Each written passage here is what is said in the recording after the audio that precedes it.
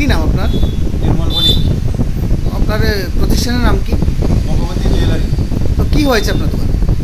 গত শনিবারে 6 তারিখ 6 এপ্রিল আমার দোকানে একজন এসেছিল অজ্ঞাত পরিচয় গ্রাহক হিসাবে। আসার পরে আমাকে বলছে কানের রিং দেখার জন্য। তো আমি এটি দেখালাম, দেখানোর পরে বলছে না আর চেয়ে একটু বেশি ওজনের দেখান। বেশি ওজনের দেখানোর পরে আমি দেখাচ্ছিলাম, দেখি আমার একটা ফ্যানের সুইচ অফ করতে গিয়েছি, তখন কী করলো সে ওই কানের রিংটা পকেটে ঢুকিয়ে নিল। তো আমি তৎক্ষণাৎ বুঝতে পারিনি। যখন সে আরেকটা রিংয়ের হিসাব করছিল, হিসাব করার পরে যখন তাকে বললাম যে আমার 34,200 টাকা হয়েছে, সে আমাকে পেমেন্ট করবে, তখন বলছে যে তার পকেটের পার্স নাকি অন্য জায়গায় ফেলে এসছে।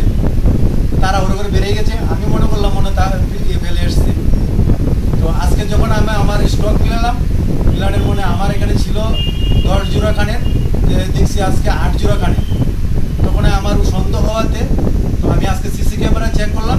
তো চেক করে আমি দেখতে পেলাম সে কী করলো, আমার 2 জোড়া কানের সে পকেটে ঢুকিয়ে দিল। সন্দেহভাজন যে ব্যক্তিটি এসেছিল তাকে কি আপনি চিনতে পেরেছেন? তাকে আমি চিনতে পারিনি। এর আগে কি আপনার দোকানে এসেছিল? না, আসেনি। তো আপনি চিনেন না, যেহেতু আজকে কি আপনি পানিসাগর থানাতে এই ব্যাপারে জানিয়েছেন কোনো অভিযোগ? পানিসাগর থানাতে আমি জিডি এন্ট্রি করিয়েছি, পুলিশ এখনো আসেনি। এখন আপনি কি চাইছেন? আমি পুলিশের কাছে জিডি এন্ট্রি করে এসেছি, পুলিশ তদন্ত করুক, আর সমস্ত সোশ্যাল মিডিয়ার মাধ্যমে সে চুর যেভাবে ধরা পড়ুক।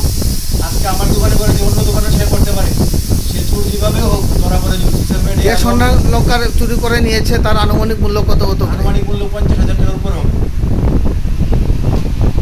এর আগে কি আপনার দোকানে এ ধরনের কোনো চুরিকাণ্ডের সংগতি হয়েছে না এই প্রথম?